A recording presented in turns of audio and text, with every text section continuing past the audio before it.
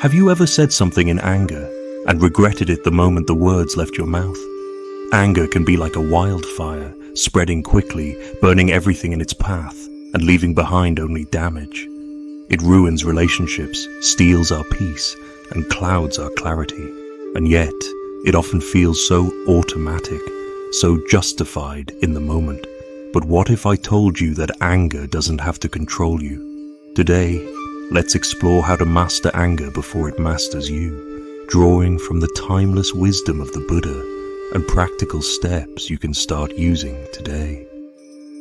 To begin, we need to understand where anger really comes from.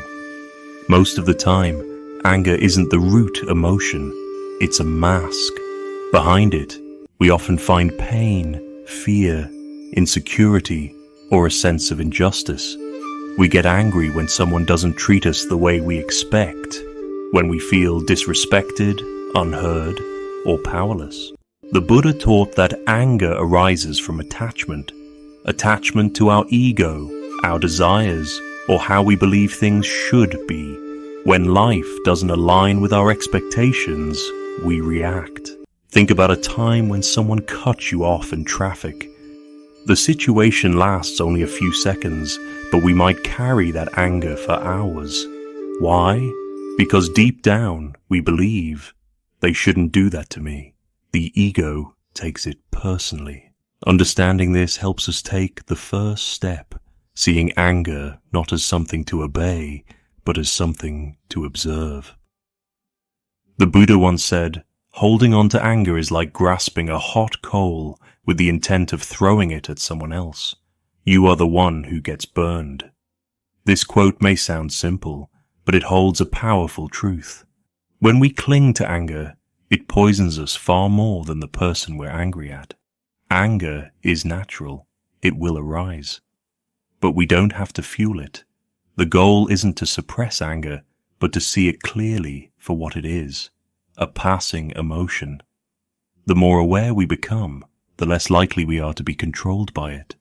That's where mindfulness comes in. In Buddhism, mindfulness is like a mirror. It shows us our emotional state without judgment. And when we see clearly, we can choose wisely. So what do we do in the moment when anger is rising like a wave? The first step is to pause. Take 3 deep breaths. It may sound too simple, but those few seconds can save you from saying something you'll regret.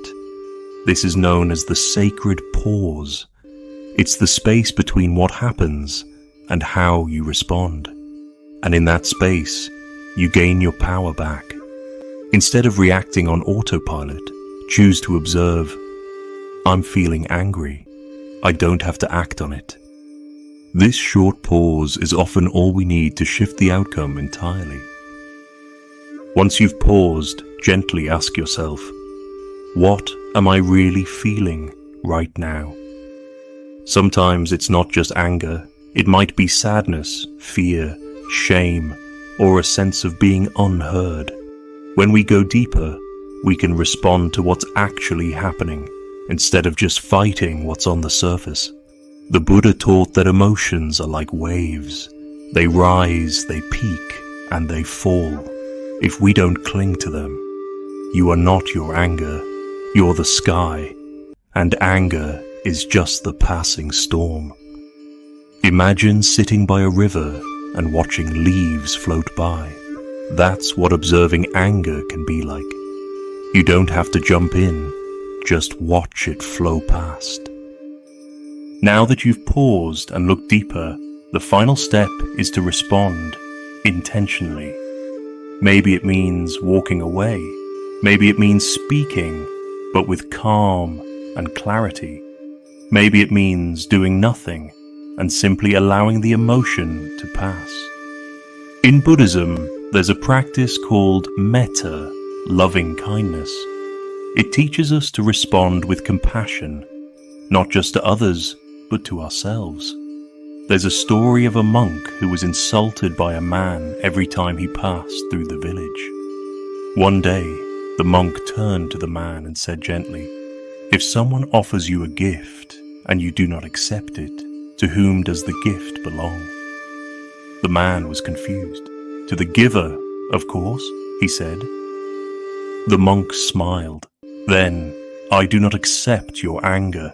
It remains with you.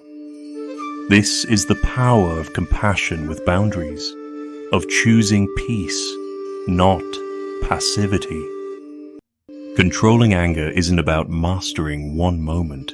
It's about training the mind over time. Just like going to the gym strengthens your body, daily meditation strengthens your awareness. Journaling helps you process emotions. Practicing gratitude softens the heart. The Buddha said, "A disciplined mind brings happiness." And it's true, when we train the mind, anger loses its grip. The goal isn't to never feel anger. The goal is to be so rooted in awareness that when anger arises, we're not swept away by it.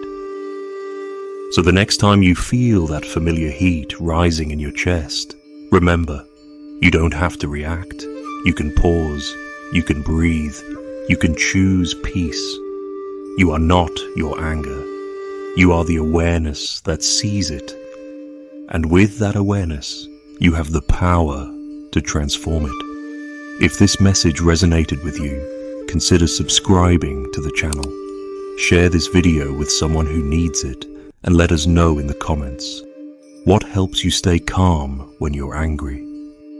Until next time, be mindful, be kind, and may your heart remain calm, even in the storm.